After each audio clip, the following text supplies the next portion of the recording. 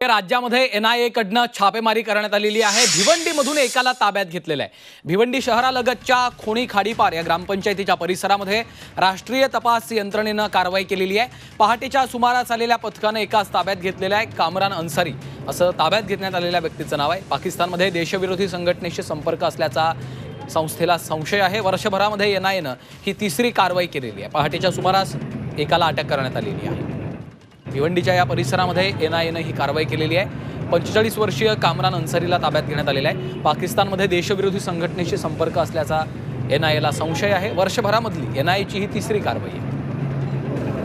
या घडीची ही मोठी बातमी आपण पाहतोय। भिवंडीच्या परिसरामध्ये एनआयएकडनं कारवाई करण्यात आलेली आहे। भिवंडीमधून एकाला ताब्यात घेण्यात आलेला आहे। भिवंडी शहरालगतच्या खोणी खाडीपार या ग्रामपंचायतीच्या परिसरामध्ये राष्ट्रीय तपास यंत्रणेने ही कारवाई केलेली आहे।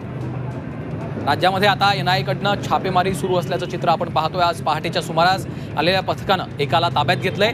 45 वर्षीय कामरान अन्सारीला ताब्यात घेण्यात आलेला आहे। पाकिस्तानमध्ये देशविरोधी संघटनेशी संपर्क असल्याचा एनआयएला संशय आहे, त्यामुळे ही कारवाई करण्यात आल्याची देखील माहिती समोर येते। तर वर्षभरामध्ये एनआयएकडनं ही तिसरी कारवाई करण्यात आलेली आहे। वर्षभरातली ही तिसरी कारवाई आहे। भिवंडीमधून एकाला ताब्यात घेण्यात आलेला आहे। राज्यभरामध्ये एनआयएकडनं छापेमारी केली जात आहे।